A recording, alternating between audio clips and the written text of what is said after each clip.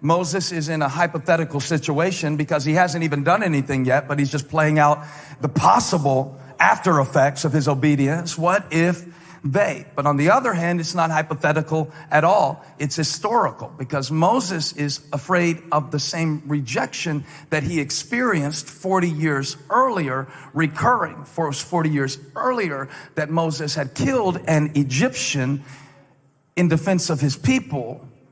And because he did the right thing the wrong way, he ended up on the run. And there's something about when you've tried to do the right thing and put your heart in something, but you did it the wrong way, that you don't even want to try again. And so now Moses is asking something that's hypothetical, but it's based out of what is historical. And he's projecting his past into his potential. And it's his limiting factor, but God wants him to know that that staff in your hand. Now, to us, a staff is a shepherding instrument, and Moses was using it to tend his father-in-law's sheep. But to Moses, the staff represented a whole lot more than his vocation. It represented his mistakes. Because if he had never killed the Egyptian and ended up a fugitive on the run from Egypt, where he was born into or adopted into royalty, he never would have had the staff in his hand. So when God tells him what's in your hand, it causes Moses to have to reckon with the mistakes that he's made that have landed him in the position that he's in. Because when God speaks to you about your potential, he will cause you to confront your past.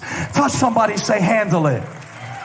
So he says, what's that in your hand? And to Moses it's a staff, but to Moses it's also his past. And to Moses it's also his instrument, the thing that he has to do what he's doing. And so there's a whole lot happening in this staff. And yet God says what you have is what you need. And God wanted to say that to a single mom today, that what you have is what you need. That he put enough in you to raise that child.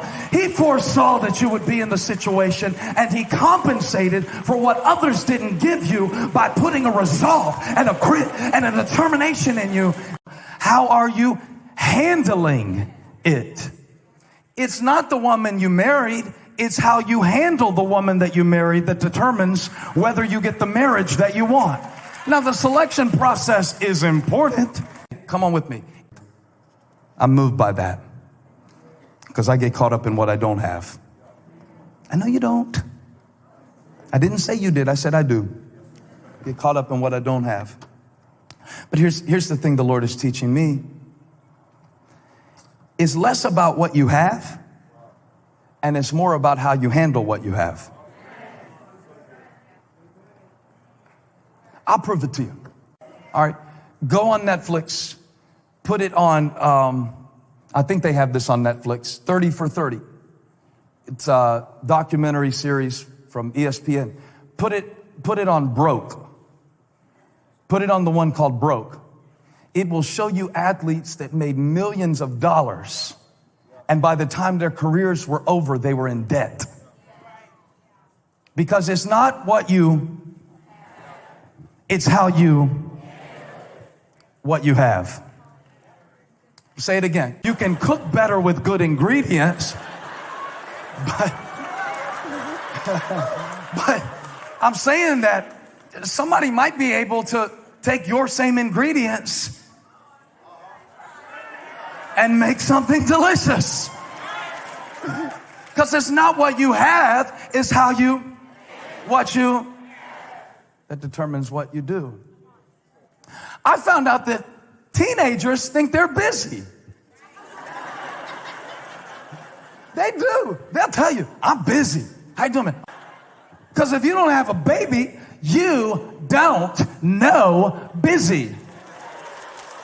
Preach with me. In fact, I want all you busy 13-year-olds. You're so busy. I want you to find a 25-year-old woman in the lobby, one that's got a little car seat that she's trying to carry on the way out the door from church, and walk up to her and tell her how busy you are, and watch her look back at you and take about the next 5 minutes to show you that it's not how much stress you have, it's how you handle the stress that you have that determines. I'm saying you could do a lot more if you handled it differently. You could accomplish a lot more if you handled it differently.